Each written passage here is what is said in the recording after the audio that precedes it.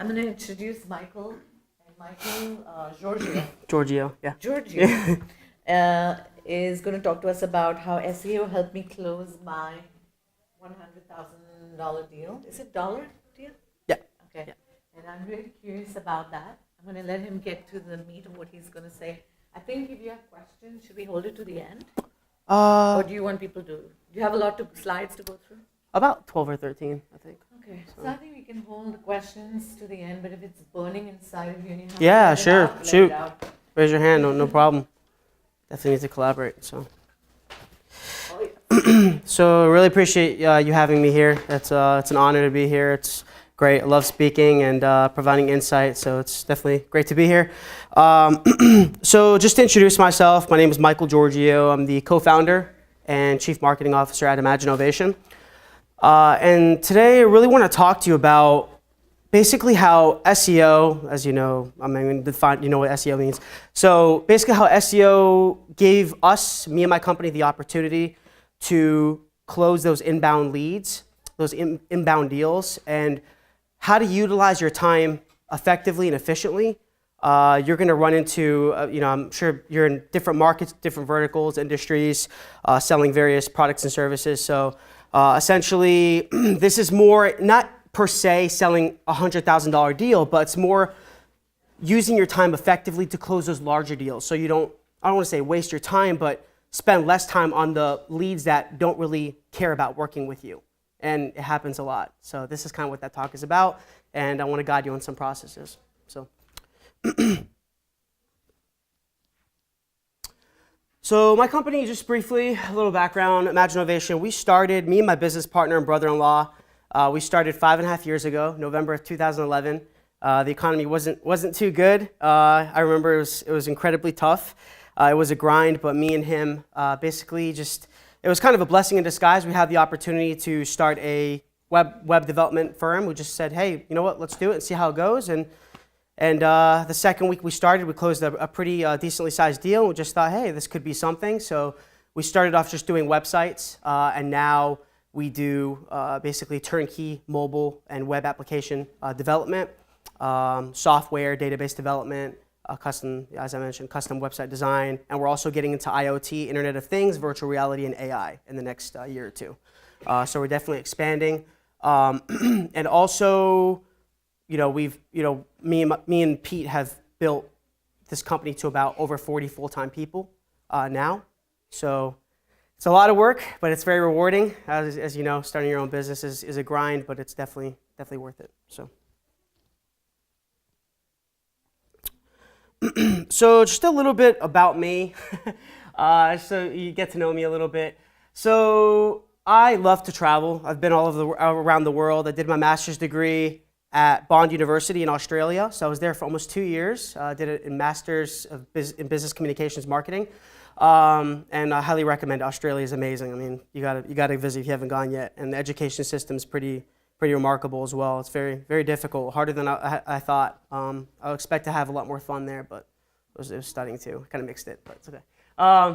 And as you see here, so that's my family, my mom, my dad, my family there. I'm somewhere, Pete's next to me. So my mom actually owns a bakery in Raleigh called Despina's Cafe. So she has the entrepreneurial spirit. A lot of my family members in Europe, most of my family lives in England and Cyprus, and a lot of them have their own businesses and companies and restaurants and bars as well. So kind of have that in my blood and also in addition to sales and marketing. So I love it. And I do box. I've been boxing for about 5.5 years. And I love to salsa dance. I salsa dance about 4 days a week. So if anyone needs a lesson afterwards, it's $100 an hour. I'm just kidding. I'm not good enough yet. Not for that. So basically, why am I speaking to you today? As I mentioned, built I believe, a successful company, a tech company with over 40 people. I know what it's like to start from nothing. I know what it's like to grind it out, work hard, and basically just build a company that's completely bootstrapped. No investors, no loans, no nothing, no money, just hard work and dedication. And I love it. So that's why I'm here talking to you guys today. And that gave me the opportunity, as I mentioned, to basically SEO, we worked hard on getting our rankings up on Google for certain competitive keywords, but essentially it did give us that opportunity following some processes to close our first six-figure deal before I was 30 years old. So it was about 3 years ago. So pretty cool. And we've also worked with some large clients such as Cree, MetLife, Channel Advisor, and I believe that they're all local here to Raleigh as well. So there are 6 steps. There's certain steps that we followed that helped us to land our first big sale a few years ago. And as you know, getting up on Google isn't easy. It's hard. I mean, it's hard work, man. It's very hard work. It requires a lot of strategy, off-site optimization, on-site optimization, just a combination of both. As you're going to learn a lot of these presentations going on today. But it did establish our credibility. So it increased our purchasing, increased purchasing power, buying power. It helped us to just close those larger deals.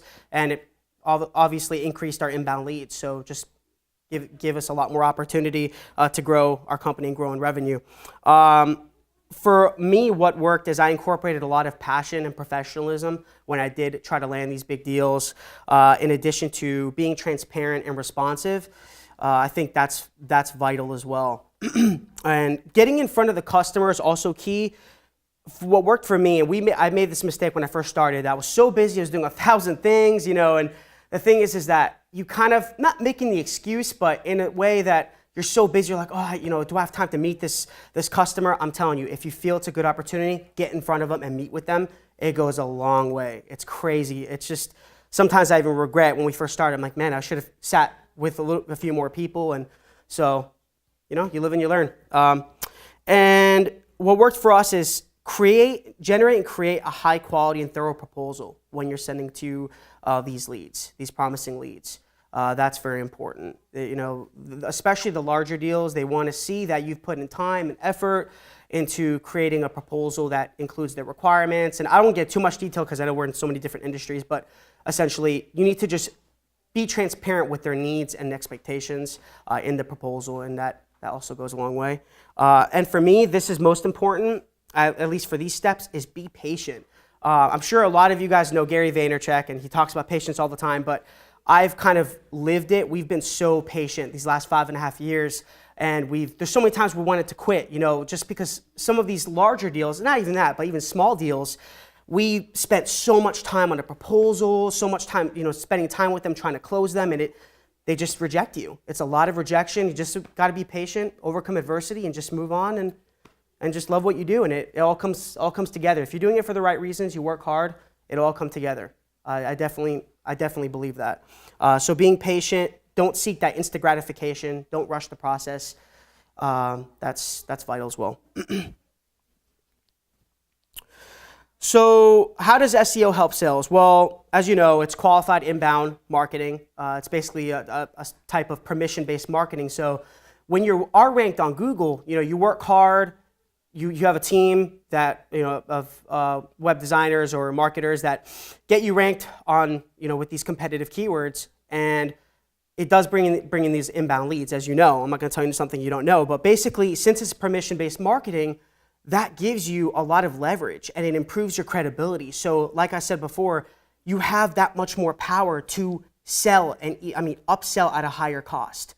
As long as you're providing value and a good product, you definitely need to make sure that you're in market with the pricing. You need to make sure that your product is backed by your pricing. But when you do have these inbound leads, you have the permission to contact them, obviously. So they're there they have a reason to contact you, and it just gives you that much more power to sell. And also, if you have the right tools, you know which keywords they were looking for when they arrived at your website. So basically, make sure you identify and concentrate on the targeted keywords that provide you with an ROI. So this is important. So what we did in our experience is that, and we've made many mistakes, but the mistakes helped us to kind of be successful. So we did a lot of research, and based on that research on certain keywords, we knew which keywords are going to bring in that business, that return on investment, as long as it met our vision and our message that our company was trying to portray to our target audience.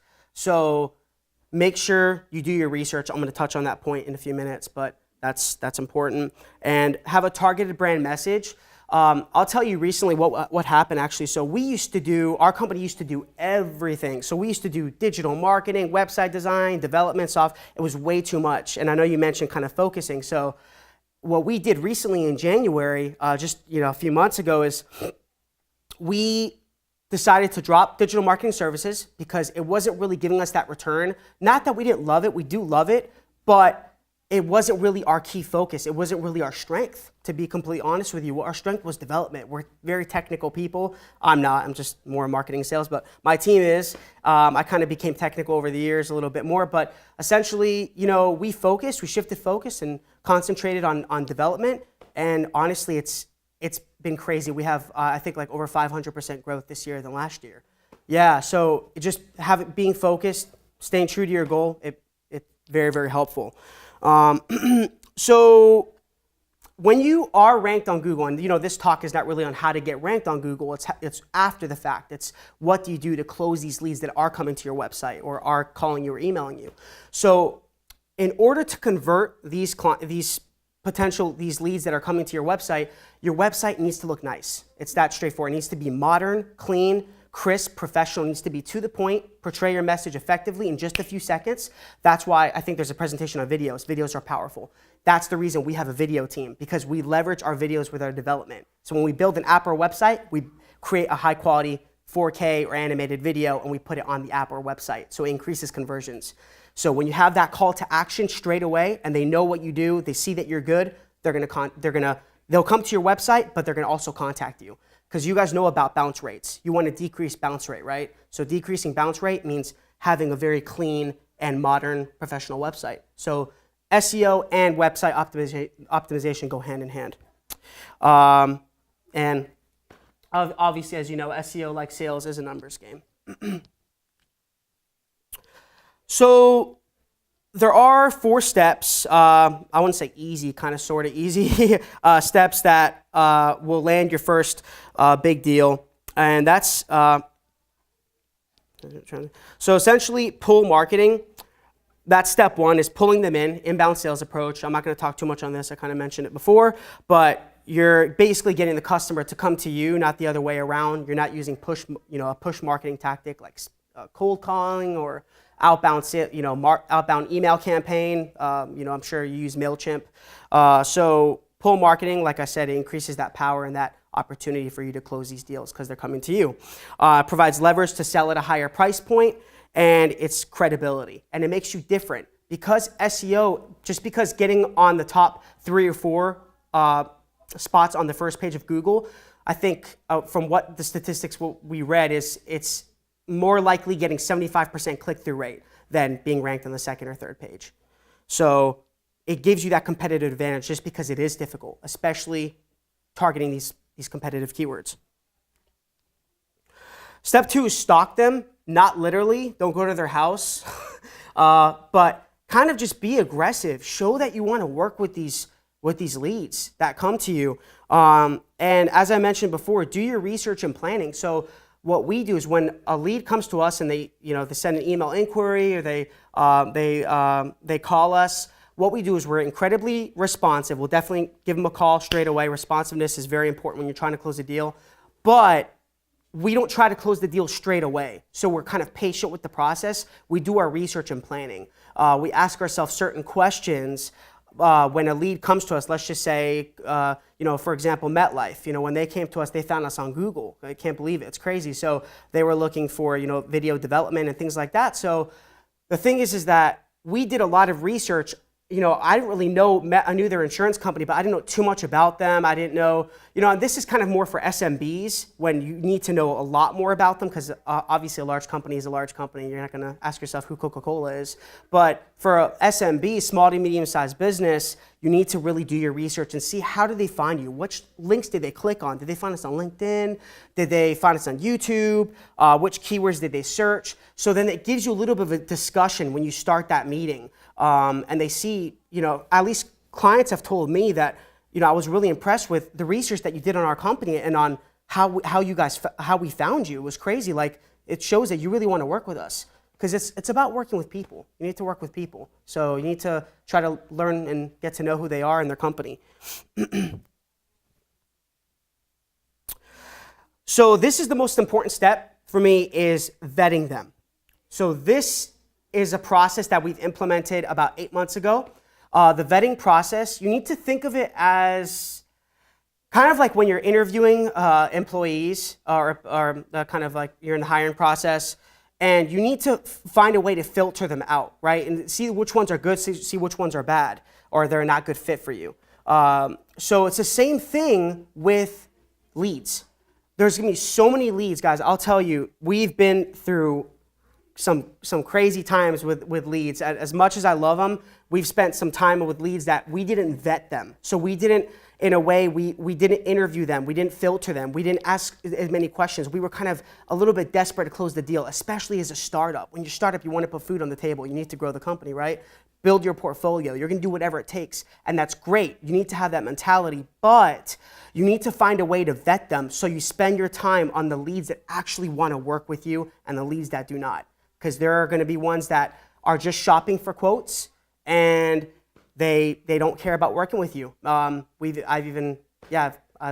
had some experiences where I've even found out where some of these prospects that came to our, or leads that came to our website, and I spoke with them, they had no interest in working with us. They were basically just trying to shop for some quotes. They knew we were going to be a little over their price range just because they saw our work and our website, so on and so forth. So there are some questions to ask during the vetting process. So such as, will this lead benefit from our service or product? Can this lead afford our service or product? And which other services or product can this lead benefit from? So for example, I'll keep using this, just kind of a story. So when we get a lead or prospect that comes through our website or even calls us, I have the opportunity to, assuming I do a little bit of vetting first, but then I have the opportunity to upsell them. So I'll ask them a lot of questions, get to know who they are a little bit more than just business related, kind of get friendly with them, and ensure that I can actually provide value, because if I cannot provide value, I won't work with them. It's all about providing value to your customers, right? And building that long-term relationship. So essentially what I do is I will upsell. If I feel they're going to need a video with their app, then that's what I'll have the opportunity to upsell them at that time as well. So the process that we have for vetting leads, first step is really understand that the lead needs to have a vision. Some leads, they will come to you and they just have a concept of an idea. I mean, hundreds of times we've had people come to us and they say, I have the next Facebook idea. I have the next Twitter. Uber, you hear Uber, I have the Uber style app. Of course you do. You have an Uber app, you have an Uber type app that you want us to build. That's great, but do you have any plan in place? And I'm not saying don't guide these leads. You definitely want to work with them and guide them through the process, but there's also a balance. There's limitations to it. As I mentioned before, you can spend so much time and then they're going to end up not working with you in the first place. But basically what I'm trying to say is that if you ask some questions and get to understand that they have maybe an RFP, or they have a solidified concept with maybe some requirements, something written down so it shows that they're serious. Because you're going to get a lot of people that just are not serious. They come, they check you out on Google, they find you ranked and whatever, but they really don't know. They just have this idea and they kind of want you to guide them, and you have to hold their hand through the process. But I mean, time is money. You guys, your time is valuable. You have to spend time with building your company and on the leads that are actually going to help grow your company and they're actually serious to work with you. So understand that they have to have a vision and some type of maybe something in place, like maybe like an RFP or a proposal, something. It doesn't have to be too detailed. But the second step is review their personality and the way of doing business. As I mentioned before, right? It's about working with people. So when you do vet them, don't just focus on the project or focus on their company. Talk with them.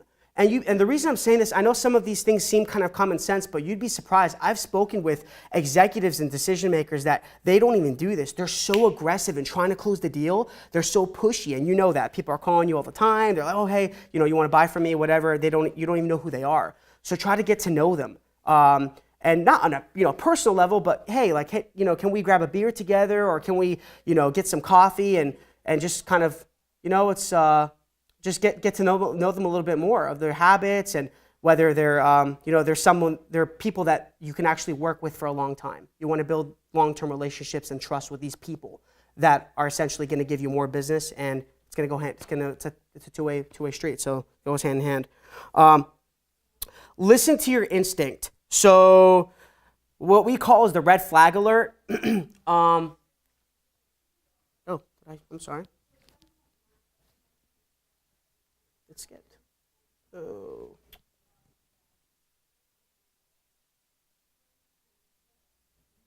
Sorry. Okay. Never mind.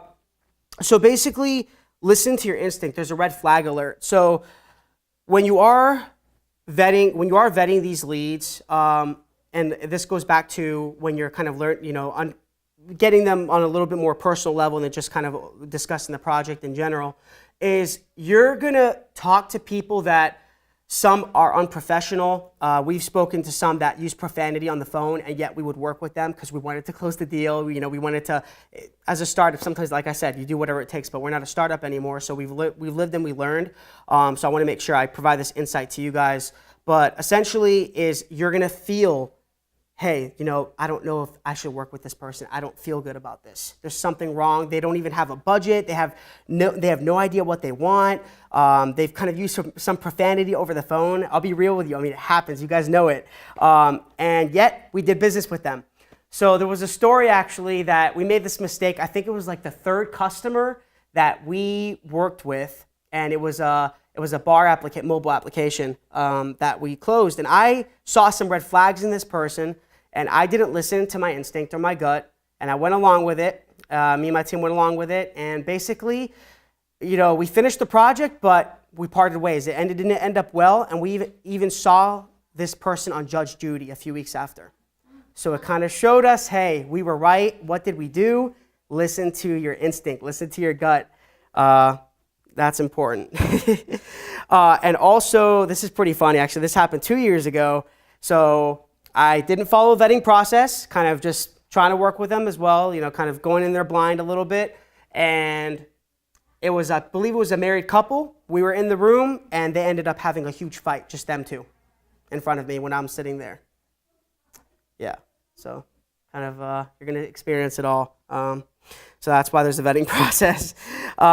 Set expectations and be firm with the process. So the larger leads that you're bringing in, they want to, at least this is what MetLife and Cree have told us, is they loved how we set expectations from the beginning. So set expectations in your proposal and even on the call or the emails, everything from the beginning. Because when you set expectations and you're firm with your pricing, your process from the beginning, then it goes a lot smoother and it's a lot more seamless of a process down the road.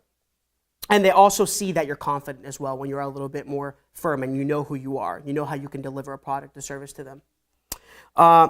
Understand their budget and be firm with their pricing. Kind of goes hand in hand, like I said. So it's okay to ask them for a budget. It's okay. It took me a while to learn this. I wouldn't ask them for the budget up front. I kind of thought it was a little bit too pushy. But after I got to know them a little bit, I thought, it's okay. You ask for a budget range. That's all. And then it doesn't mean that you're going to charge that rate. It helps you to make sure that you're on the same page. Because a lot of them don't want to waste their time either. And that helped us with a lot of the larger deals as well. And if they don't provide a budget, as I mentioned, it's okay to move on.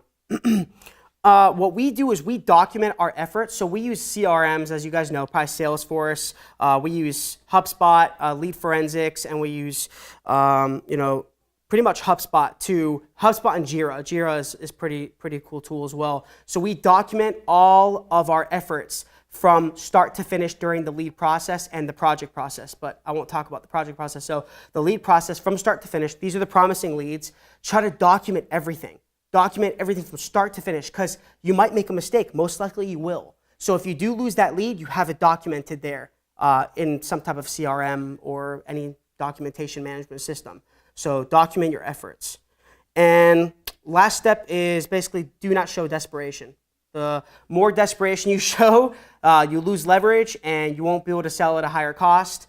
And essentially, you could lose the deal just by being desperate. But I think a lot of you know that. And as I mentioned before, so some tools that we use for vetting leads is Lead Forensics, LinkedIn, and HubSpot. Lead Forensics is a great tool, guys. Lead Forensics, basically, so when I think VisiStat does this as well, but we add this snippet on our website. So when we do get leads, or actually companies coming to our website in general, we get a report, and it shows us how long each company was on our website. It shows us, what pages they visited, and it even provides contacts.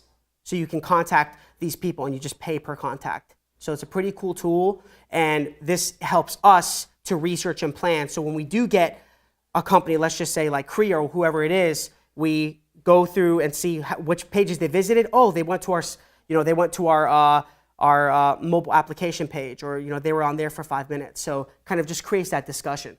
So yes. If someone's logging in from home, but they work at Cree, would it detect that person, or would it only detect if they logged in from a Cree machine? No, it will detect, because it's more on IP. Yeah, so if they're from home, probably not. But it also detects their emails as well, so it kind of is in sync with that. So there's been times where it just really depends. I don't know their algorithm. I don't know how complex their software is, but it's pretty accurate. Yeah, it's pretty accurate. You can get like weekly or monthly reports. So it's called Lead Forensics. Lead Forensics. Yeah, it's a cool tool. And how do you use HubSpot? Do you use them as a content management system? Yes. So HubSpot is great because it intertwines our sales efforts with our marketing efforts. So we have a content team. So basically, when we are optimizing our website, and we write for a lot of different editors like Entrepreneur Magazine, all this that helps our rankings, right? So basically, all those efforts, our off-site optimization efforts, social media, website optimization, that goes in sync with our sales efforts. So essentially, what happens is when my marketing team does something that's off-site, it shows all that data on HubSpot, and it tells us if we got a conversion. So if the sales team did close that lead, it shows, hey, this lead came from Entrepreneur, it came from this source, and you just kind of backtrack. So it allows you to adapt your marketing strategies effectively with your sales, because you can do all this marketing, right? But if you get no sales, then what good? I mean, you know the answer. So. And the last step is we created this process we call the trap process. And trapping, it's not.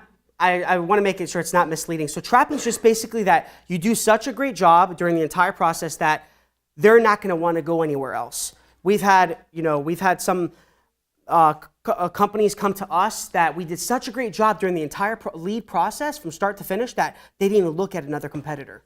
And that's really what you want to do. So that's why I'm here talking to you. And so first is transparency. You know what that is. And just be transparent during the entire way through, and responsive. Call them immediately. But aggressiveness, I put that there because it's a balance. So don't be overly aggressive, but you need to show them that you need to work with them. Sometimes you feel like you're too big. Like for us, we're growing, but we still want to work with small companies. It doesn't mean that we don't. So we want to show them, hey, I still want to work with you. We can really help you. But yeah, there are a few things, obviously budget and time frame, things like that. But you need to show them that you're passionate. And that's kind of being part of this, a little bit aggressive, but not overly aggressive. And that's why beneath it, I put patience. So be patient. So. And after the deal, just check in throughout the process. It's okay to follow up. Don't just close the deal and that's it and kind of rely on your team. I don't know how big your companies are that you're working for, which ones you own, but essentially don't just rely on your product or service team to do the project management. Try to nurture the relationship and touch base with them throughout the entire project journey or product journey. That goes a long way as well, and that will give you the ability to upsell. Just touching base with them it's helped us close more deals within that sale that we closed. Pretty cool. And reviews and referrals. Try to get build a review and referral database that will help you to close more business down the road. And also, as you know, the more reviews you have on Google, that will boost your local rankings. So I think we have like 12 or 15, and that helped us so much locally for like Raleigh web development, mobile development, things like that. So. And that's it. Thank you very much, guys. I appreciate it. Thank you so much. If you guys, anyone has any questions, let me know. Yes?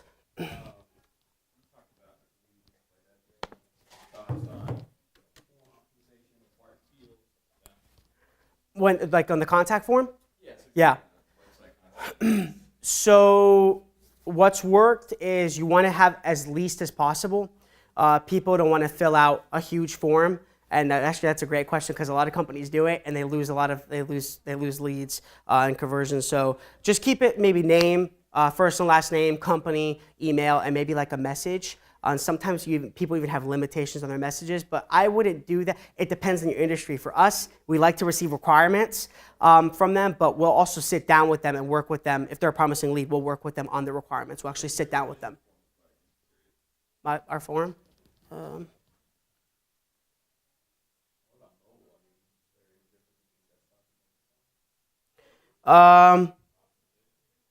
I can show you. Should be able to.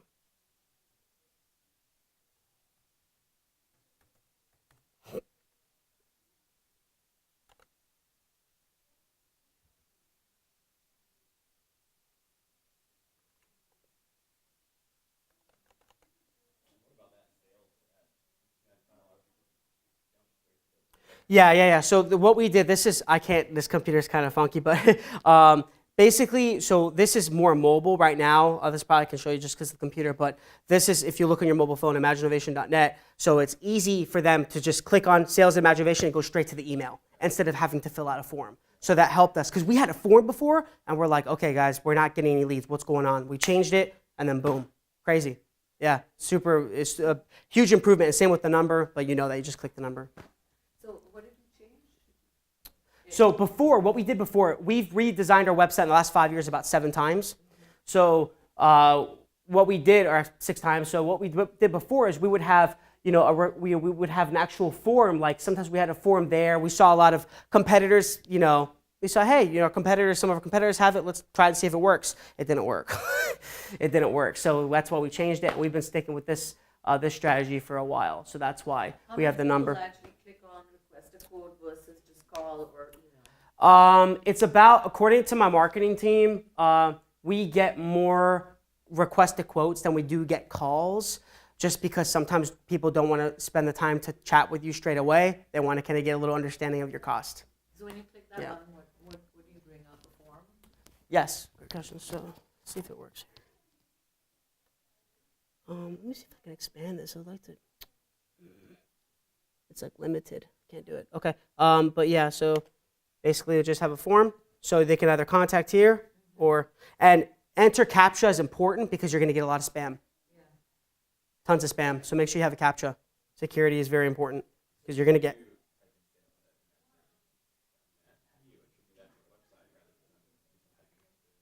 Say that again. So how do you introduce if someone directly copy and paste sales at attribute that to the website rather than?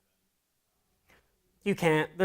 You're going to lose some data. It's always, I always say, kind of give or take 10, 15%. Is it clickable? It is clickable. Yeah, it's clickable. Yeah, just like this. And then, this one doesn't work, but yeah, you see it. How much do you tell them on your site about what it costs to do it? How much do you mean like our minimum pricing? Yeah, you talk about pricing. Yeah. So what works for me, and I know you're in web design, right? So what works for me is I basically tell them, or my sales team tells them, that we have a minimum cost, and that's part of kind of vetting. That's what I was telling you about, but getting an understanding of their budget. So that's one tactic, is just mention something about, hey, instead of saying, oh, what's your budget? People get pushed away from that. So you need to kind of mention something about my minimum cost. Like our minimum cost for a website is $12,000, or for a mobile app is $40,000. So that already, if they're serious, and you'd be surprised. A lot of them are like, okay, no problem, and they're a larger customer. So boom, you spend time, you sit down with them, and they're going to meet your margins. Yes. Sounds like you work with a variety of industries. For those smaller clients, is there something that you've noticed that is similar in, they want to prosper, they're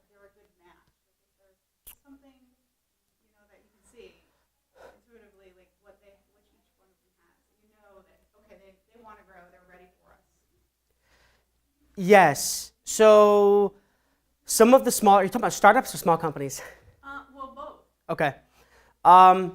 Some of the ones that we've seen that we enjoyed working with were the ones that had funding, because it's not just because they have money. Like for us, it's not even about that. We want to work with we work with big clients that would pay us a lot, but they weren't the best clients, to be honest with you. So it's not about money. It's about working with good people in a good company, along with them having the budget. So it's a balance. However, to answer your question, what we see is for what's worked for us is if they have funding, and if they have backed by investors, it shows that they've made because we know to get investors is hard work. So these guys are serious. Like this is something they're taking really seriously.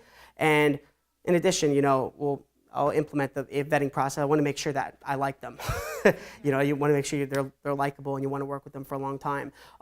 There is a disadvantage sometimes with working with funded startups is that they get a lot of pressure. So what happens is when they're funded, let's just say some of these startups, they have A funding, B, seed. So when they're they have 500,000, they're backed by 500,000 or $1 million or whatever, and they're paying you, 100 grand for an app or whatever it is. They're going to have a lot of pressure from investors, and that puts pressure on you. So just be mindful of that. Yes. So what tool did you use to discover what their financial situation is? It depends. So with the startups, I don't know. They tell me. Once you build a relationship, they start to kind of give you a lot more information about their overall situation. But with medium-sized companies or larger companies, you can get that data from Lead Forensics or even HubSpot. Gives you a lot of data. Yep. Even if they're private companies, most of the data is there. Yes. What type of content do you see generating all of leads, qualified? It's a great question. So what content has generated a lot of leads? It's hard to say because what we do a lot of, what's really boosted our rankings is we've reached out. We are very aggressive in regards to reaching out to editors. So we've gotten like VentureBeat, TechCrunch, Entrepreneur. They have a huge domain. They have very high domain authority. They're very credible according to Google, right? So when you're on there, your Google juice goes up. So in order for us to track that, it's honestly very hard. We've tried to buy tools or software that track from where our lead came from in regards to like what piece of content, because Entrepreneur doesn't have anything in their back end like to tell you that, hey, that lead came from Entrepreneur Magazine. You see what I'm saying? You only know from referral sources. You only know from like if it came from LinkedIn or, you know what I mean? You don't know. It depends on the site. LinkedIn, they provide that information, that data, and YouTube and Facebook and Twitter. But some like these content sites, like Social Donut or something, they don't provide that. So it's kind of hard. So Yes. what have you written about in the past that has been published? In the past that's been published, you want me to tell yours? I don't remember. We've written so many. We've written a lot of articles just about overall branding, SEO, but right now we're not writing any about SEO because, as I mentioned, we shifted our focus. So right now we're more technical. So we're writing, how to get your app on the App Store effectively, how to do it the easiest way, how to get it on the Google Play Store, the steps. Or we'll write, is PHP code still in trend? Now there's mean stack, things like, you know what I mean? So there's different things that work because it's targeting our audience. So you need to write with a purpose and intent to get these rankings up there. Google can see that. Google has crazy algorithms, and we know because of the conferences and people have told us and all the research, but yeah, it's all about the intent. Don't keyword stuff, none of that stuff. Make sure there's an intent behind what you're writing about and it's actually insightful and it's providing value to your audience, and because they're going to spend more time on it, and they're going to click on the inner links within that article that's going to maybe go to your site or something like that. So it's all tied in together with Google's algorithm. Yeah. I have a more modest clientele. Mm-hmm. That's her budget. And I've been stumped how I can write. Where would I? Because I'm not a fresh grad who has, all kind of cutting edge insights. How do I use that same principle on a smaller scale? I don't exactly follow. So, Okay, I don't Okay. have pretensions that I'm going to write an article like you're talking about that got published. okay, in okay. I see what you're saying. How do I use that principle on a smaller scale, just working a local market with mom and pop shops where they might have, 4,000 or 5,000 to invest, and I can do a lot for them. Just the right locally. Just right locally. Right locally. Right? Yeah. Oh, yeah. There's like the shark. There's like News Observer has this tank startup thing. You can basically write for them. You just need to reach out to them. A lot of people don't outreach to them. They're expecting them to come to them. You need to outreach to them. So in a way, with content, you need to kind of be pushy with it, more push marketing. But with leads is more pull. Yeah, just because the editors are so busy, they're not going to contact you. But once you build recognition, a lot of brand awareness, and for us, I feel like we've branded ourselves pretty well, at least in the development world. So a lot of these article like content sites, they're coming to us asking us to write for them. It's pretty cool position to be in. So, yeah. So I think we're done. Okay. But, Okay. unless you have questions. Huh? Oh, the shirt. Somebody wants it. I don't know what these are. Oh, I was like, I didn't even know these were for You us. can give them for participation or. Do I just throw them? You know who wants one. Anyone else want one? Oh, you know. I was wondering, I was like, what are these for? These are not mine. Anyone else want one? Actually, these are nice. I'm just leaving them. Might as well use them all.